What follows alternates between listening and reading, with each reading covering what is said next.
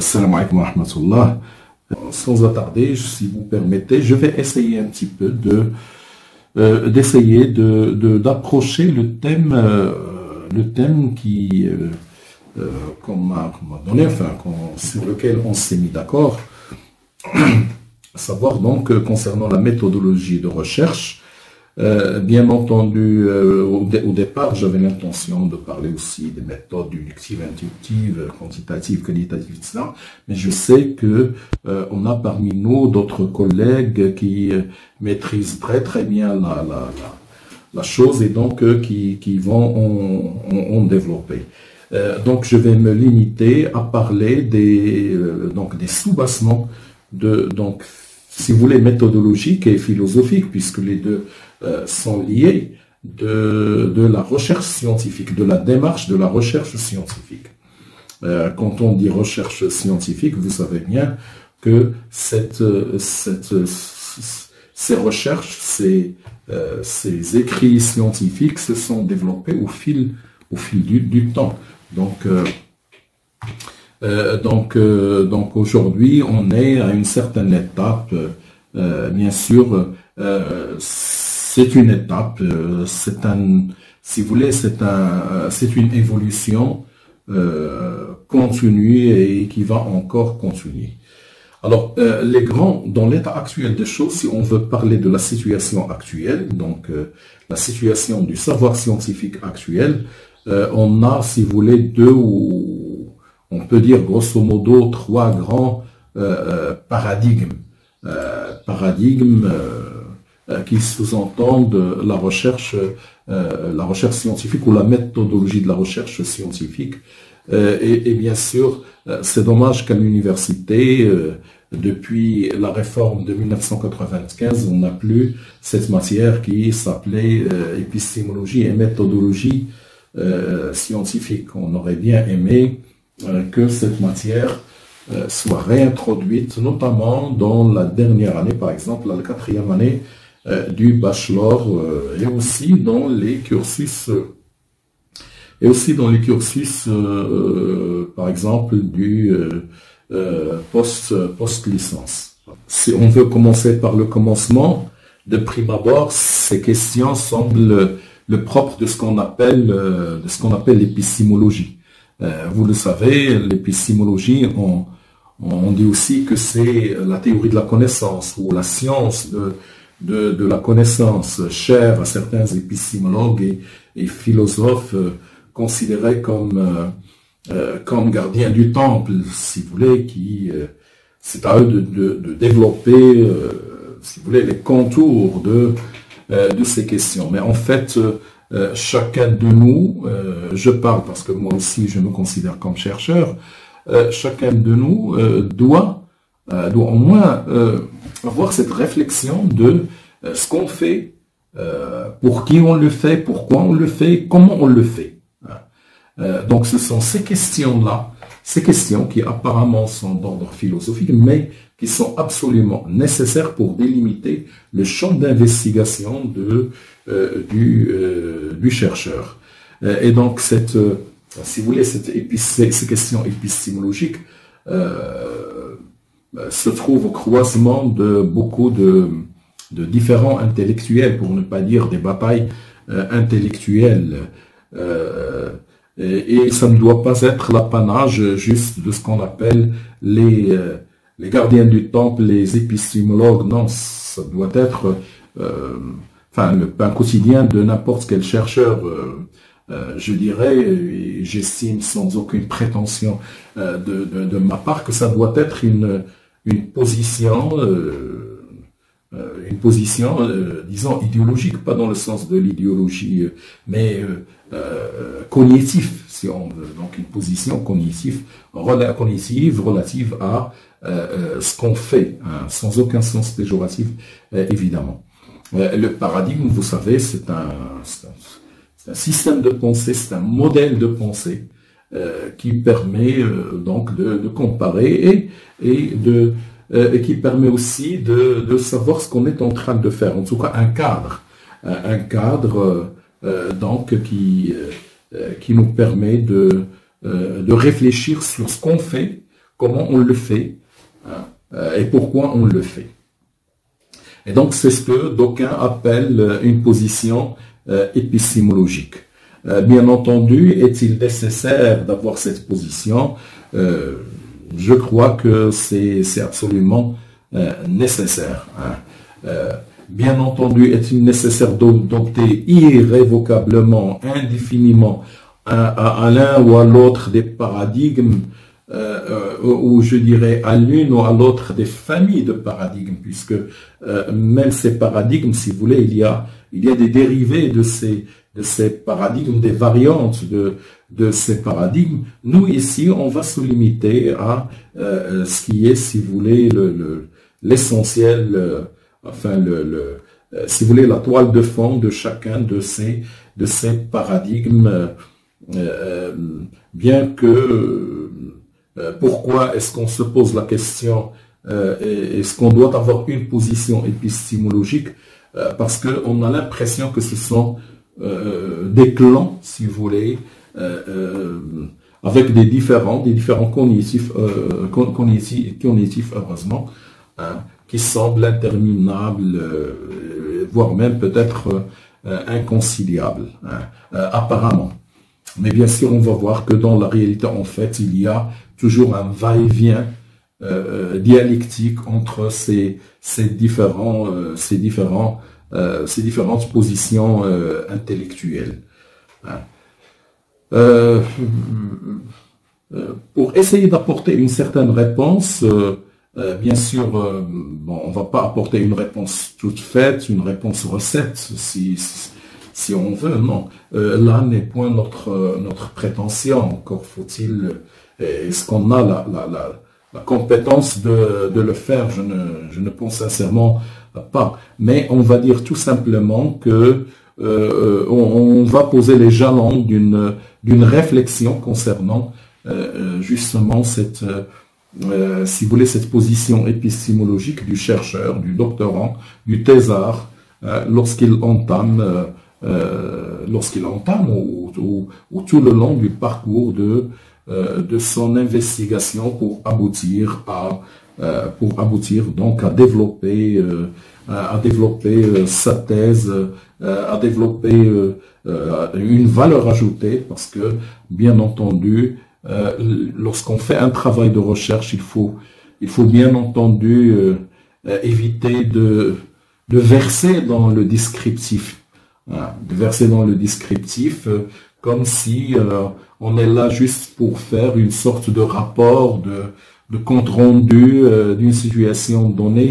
Ça, lorsqu'on dit une thèse, c'est vraiment une thèse, c'est-à-dire qu'il doit y avoir un apport, une valeur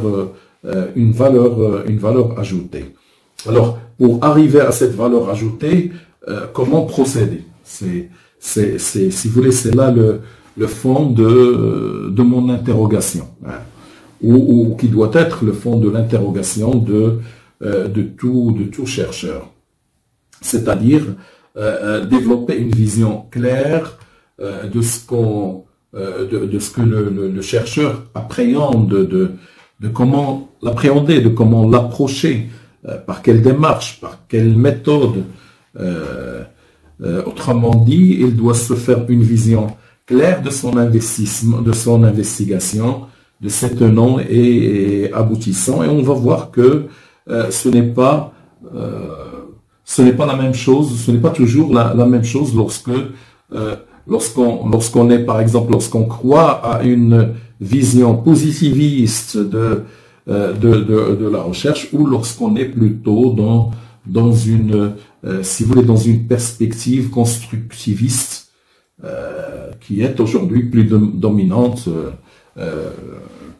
Je suis tenté de dire heureusement que ça va, que c'est ainsi. Hein. Et je vais dire pourquoi au fur et à mesure de ces développements. Bien entendu, il est indéniable qu'il s'agit d'une démarche dynamique entre, si vous voulez, car il y a ce va-et-vient continu entre le concret et le pensé. Hein. Le concret et ce concret pensée, cette façon de voir les choses, ce va-et-vient qui régit cette réalité. Le paradigme constructiviste va nous dire plutôt que la réalité, elle est ce qu'il est, mais je l'interprète et j'essaie d'agir sur cette réalité. Si on se limite juste à l'interprétation, on est dans si vous voulez, dans la vision interprétativiste de la recherche. Mais si on veut essayer d'aller loin et apporter un plus, alors là, il y a un engagement du chercheur. Et donc, il y a toujours la chose n'est pas comme ça immuable, métaphysique, donc figée, loin de là. C'est un va-et-vient constant, itératif, récurrent et continu tout au long, bien sûr, de la recherche, continue et même dialectique, puisque l'un influence l'autre. Donc on part d'un concret donné, qui est la réalité, pour aboutir à un concret connu, aperçu, comment moi je l'aperçois, un concret pensé, comment moi, chercheur, je le pense, c'est-à-dire un concret, disons, abstrait. Et c'est cette abstraction qui est le travail, le fond même du chercheur. C'est la compréhension du concret de la réalité renvoie à un acte de pensée nécessairement abstrait, et le résultat lui-même va être de même. Bien entendu, dans cet effort d'abstraction, il y a toujours une zone d'ombre, il y a toujours des points d'interrogation, etc. Évidemment, si le chercheur prétend qu'il a des solutions toutes faites, qu'il a des affirmations toutes faites, bouclées, je dirais bâclées, etc. Alors là, je crois qu'il est certainement sur une mauvaise piste. Dans ce sens, il faut bien souligner qu'une recherche scientifique ne doit pas être juste un descriptif d'une réalité donnée. Une thèse n'est pas, comme on vient de le dire, juste si vous voulez, un simple compte rendu, une interprétation d'une réalité objective, tangible ou vue comme telle. La réalité, certes, c'est une donnée objective, elle est là, mais nous la représentons par notre entendement, notre intelligence, notre capacité d'intelligence. D'ailleurs, on peut souligner au passage cette expression consacrée qui est la réalité dépasse l'entendement. À plusieurs reprises, on entend, et c'est vrai. L'entendement humain a cette tendance, tous humaine, je ne dirais pas cette fâcheuse tendance, non, c'est tout à fait humain de simplifier la réalité ô combien complexe. On sait très bien que la réalité est par trop complexe. C'est indéniable. Mais le cerveau humain, pour la comprendre, essaie de délimiter les variables. Et c'est ça, bien entendu, c'est là où réside l'une des grandes limites de la recherche humaine, de la recherche scientifique de manière générale, surtout dans les sciences sociales. Parce qu'il faut préciser une chose. C'est qu'il faut faire le distinguo entre les sciences de la nature, que certains appellent sciences dures, sciences pures, sciences exactes. Et les autres sciences, les sciences sociales, les sciences de la société, qu'on appelle aussi sciences humaines.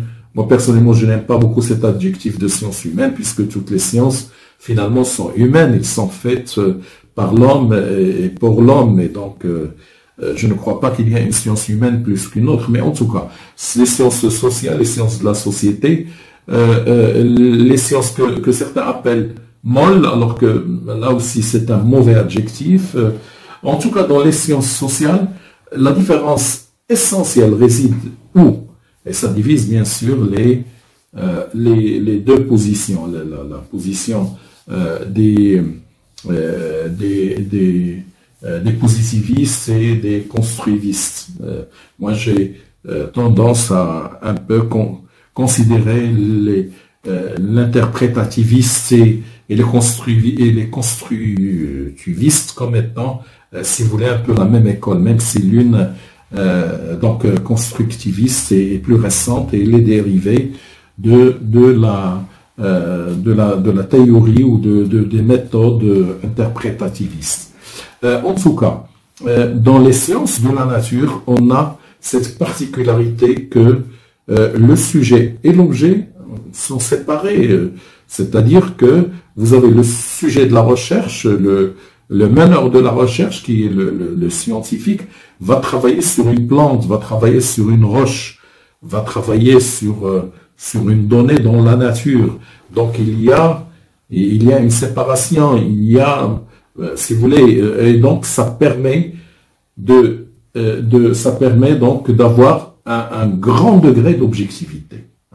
Et donc il peut travailler tranquillement sur les structures de la roche, sur les structures de la cellule, avec beaucoup d'objectivité, etc. Quand on est dans les sciences de la société, par exemple dans les sciences de la gestion, dans les sciences, par exemple, économiques, je fais une recherche sur l'économie marocaine.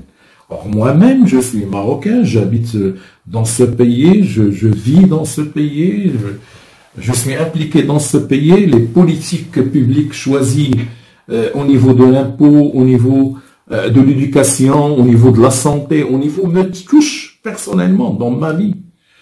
Et puis après, j'ai une certaine idéologie, une façon de voir les choses. J'aime ou je n'aime pas ce que fait le gouvernement. Et donc, quand je vais faire une étude sur l'économie marocaine, par exemple, sur l'évolution du chômage, je sais pas moi, de l'inflation, du déficit budgétaire, forcément, je suis impliqué quelque part. Et donc, il est difficile de dire que bien sûr, je dois essayer d'être le plus objectif possible. Mais est-ce qu'on peut être objectif à 100% lorsqu'on fait une étude de ce type? Je dirais que non, il y a toujours une implication quelque part. On apporte avec nous si vous voulez, tout un héritage intellectuel et social qui, bien sûr, nous donne une vision. On a des lunettes qui nous permettent, c'est à travers ces lunettes qu'on est en train de voir la réalité, de la vivre, de l'interpréter. Donc la marge d'erreur ici est très limitée. La marge d'erreur, est plus importante que dans les sciences de la société. Dans les sciences de la société, il existe une marge d'erreur, certainement. Parce qu'il se peut que le récipient soit cela. Il se peut qu'il y ait une variable qui nous a échappé. Mais dans les sciences sociales, la marge d'erreur est plus importante. Pour la principale raison, c'est que les variables sont nombreuses. Et l'intendant humain, l'intelligence humaine, le cerveau humain est par définition limité. Lorsque je raisonne sur la société marocaine ou la société africaine, je suis obligé de prendre quelques variables. Et je veux dire, ce sont les variables de taille, les principales variables sur lesquelles je vais raisonner, sur lesquelles je vais émettre quelques hypothèses que je vais bien sûr analyser, débattre, etc. Mais il y a d'autres variables que je vais considérer comme secondaires et il y a certainement d'autres variables auxquelles je n'ai même pas fait attention. Et ces variables peuvent entrer par la fenêtre de ma recherche et donc fausser toute l'analyse qu'on est en train de faire. Donc, dans les sciences humaines, il faut être conscient que notre marge d'erreur est relativement importante. Bien sûr, avec une certaine variabilité entre les sciences.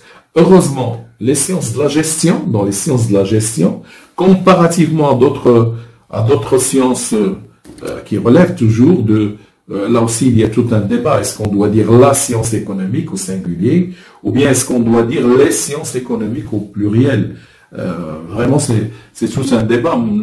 Ce n'est pas l'objet de mon intervention d'aujourd'hui. Donc, moi, je vais dire les sciences économiques. Bon, et passez-moi l'expression, s'il vous plaît.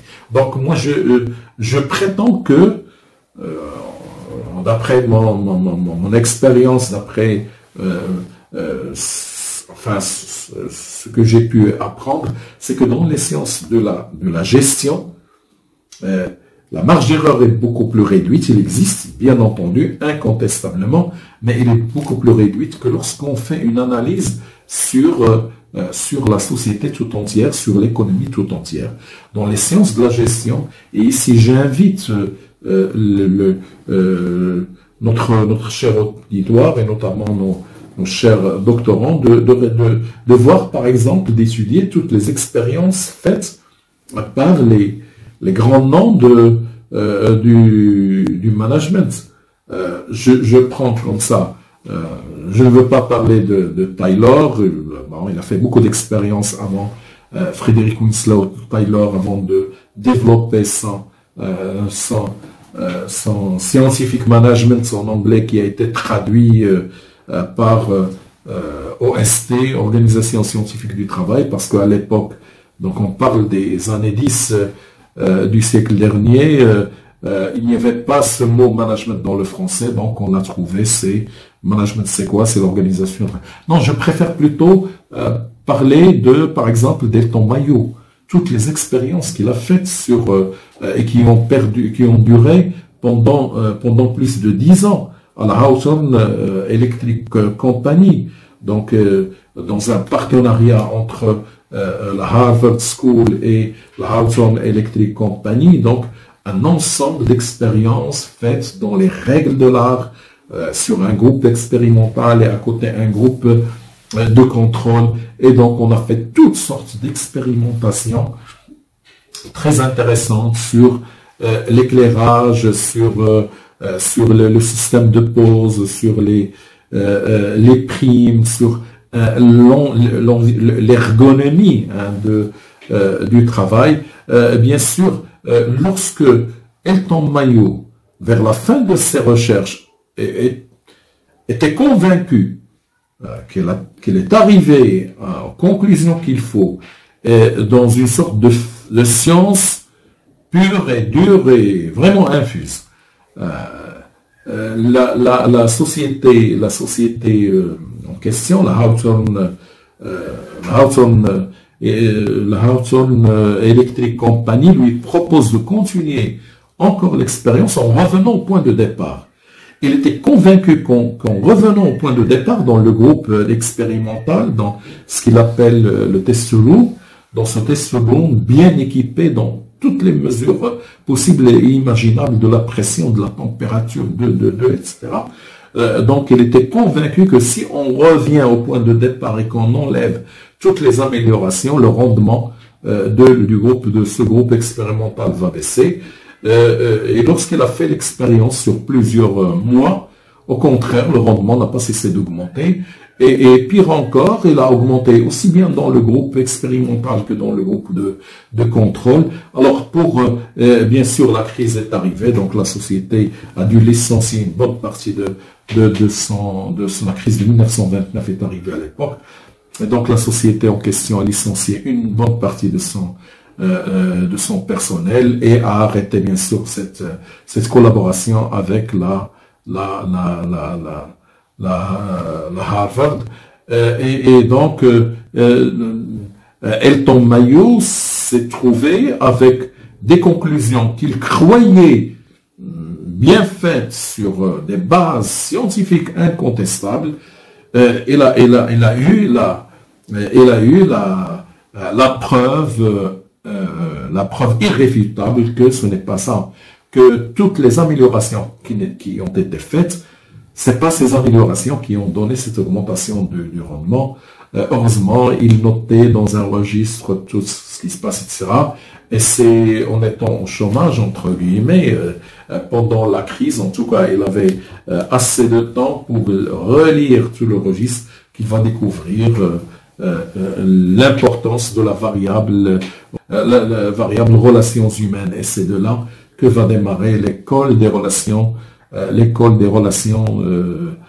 humaines. Donc, pour dire qu'on fait la théorie également, le toyotisme, on dit aussi l'onisme. L'onisme, c'est à partir d'expérience. Toute la dynamique des groupes, telle qu'on l'utilise, tout ça sont l'aboutissement d'un certain nombre vraiment d'expériences faites dans les règles de l'art et dont les conclusions ont été prouvées scientifiquement.